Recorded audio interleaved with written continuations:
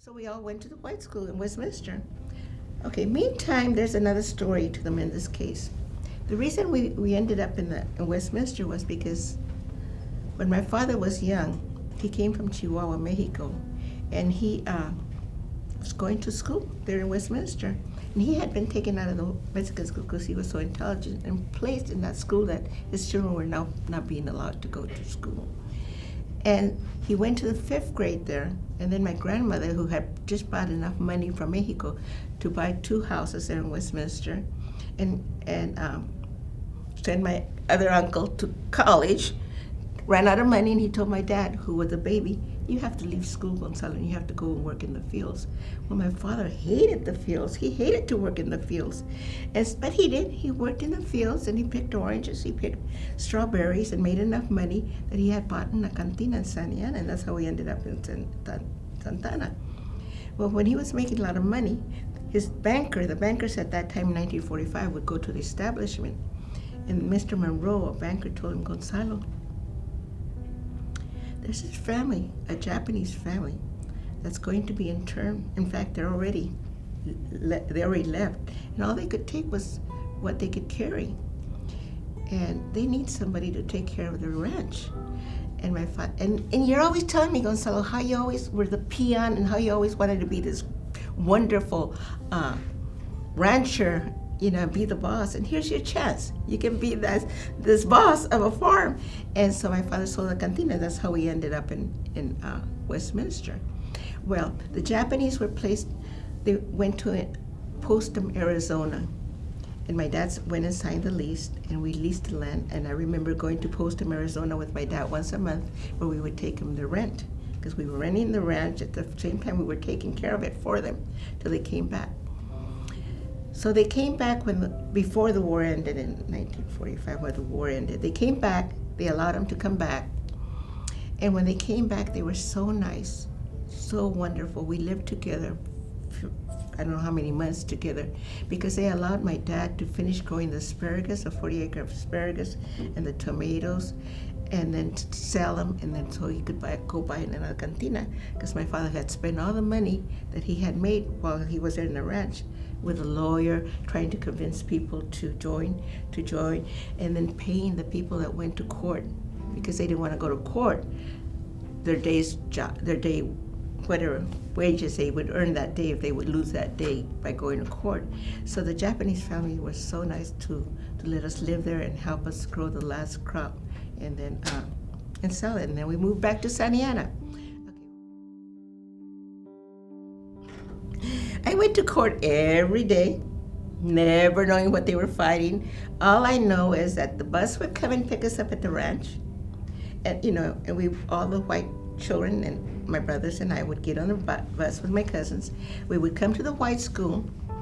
The white children would go into the white school, and we had to walk like, 8 blocks to the Mexican school.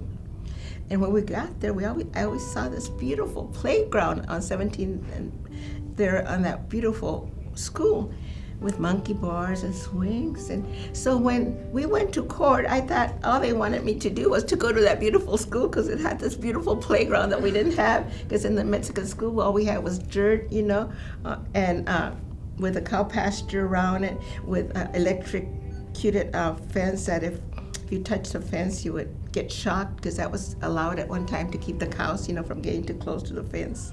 And so all this time I thought, they're fighting so I can get to that beautiful school, so I can have that beautiful playground, that I can be in that playground. And I went to court every single day. It was a week. Every day we would get up and go there, and I'd be sitting there, but never listening to what they were saying. They were talking about the 14th Amendments. They were talking about the briefs that everybody had brought in, and I'm just daydreaming about that beautiful playground. So we went to court, and they won. They won in the Superior Court in Los Angeles. They won the first trial in 1945.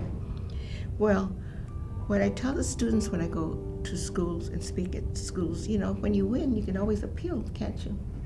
If somebody wins, if they have judgment against you, can always appeal.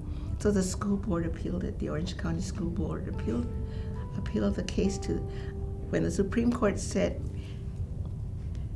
separate is not equal, And that was the first time in the United States that somebody had said separate is not equal, and it was Judge McCormick that said that in the Superior Court of California, the school board's head of Orange County. We're not gonna go just because one judge is saying that. We're gonna appeal it. And they appealed it to the Ninth Circuit Court of Appeals. When it went to the Ninth Circuit Court of Appeal, the 9 judges ruled in favor of the Mendez case, and so we won.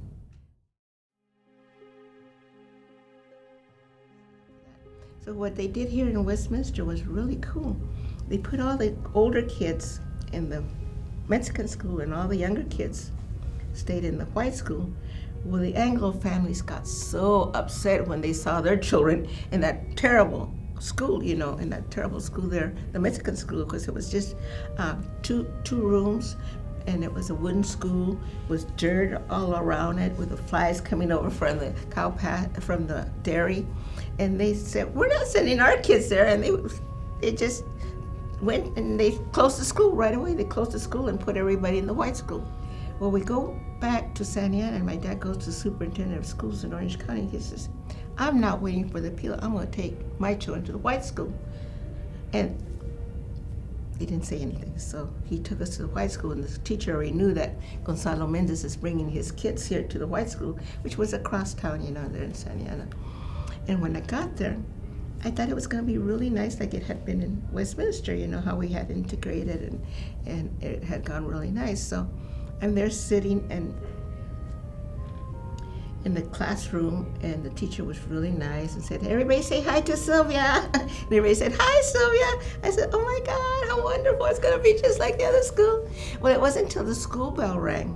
The school bell rang, and we went out to play and then this little white boy comes up to me and he says, you're a Mexican. You know that you Mexicans don't belong in the school? What are you doing here? You shouldn't even be here. Why are you here in our school?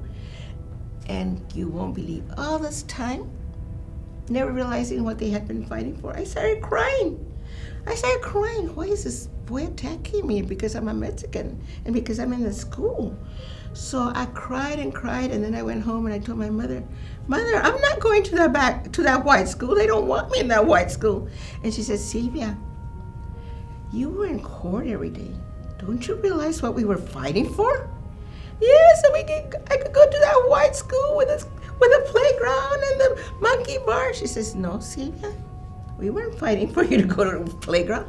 We were fighting because you are just as good as he is. Under God, we're all equal, and we all deserve to have this equal education. And of course, you're going to go back to that school. And of course, I went back to that school, and then I found out that everybody's not born with bigotry. Everybody's not born with hatred in their heart.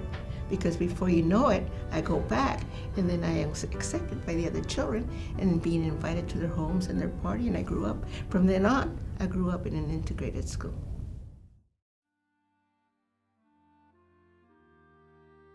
That was the most interesting thing, because I had been going around speaking about this case, and all of a sudden I get this call, and I have received a lot of little certificates and a lot of awards, for going around speaking. So I get this call from this young lady, because in the White House they have interns. You can go, any student can go and intern at the White House. And this girl says, Miss Mendez, you won the Medal of Freedom. I said, thank you, and hung up. I didn't know what the Medal of Freedom was. I never heard of the Medal of Freedom. So I hung up, and then she calls back, Miss Mendez, you have to come to the White House and receive this Medal of Freedom. I said, I don't know what Medal of Freedom is. So I called one of my teacher friends. What is a Medal of Freedom? And then she told me it's the highest honor. I said, oh my God, the highest honor. So I said, why am I getting this? I couldn't imagine why I was getting it. So it was so awesome that when I got there, at the same time I was receiving it, there was 14 other people that were receiving it at the same time. And it was Buffett, the richest man at that time in the United States. It was Yo-Yo Ma, and it was just they're ordinary people, but at the time I was so scared to even approach them, and it was just a wonderful. So when I get up there, I have arthritis real bad, and I could barely walk, but Yo-Yo Ma helped me, to get up there, and so I'm sitting there, and there's all the Bush brothers, because their father was getting the Medal of Freedom. And there's Mrs. Bush, and she had this little throwaway camera, which I thought was so cute. And she was taking pictures of her husband, which was so cute. And then, and there was Michelle Obama in the front. And I was like, I wanted to cry. And Michelle's telling me, Sylvia, don't cry, Sylvia, don't cry. I know. And I'm trying not to cry, so if you see my pictures, I'm crying. I couldn't help it. I'm crying because I couldn't believe that finally, the story that my mother and father had fought for so many years, and it wasn't being told, was finally being told about.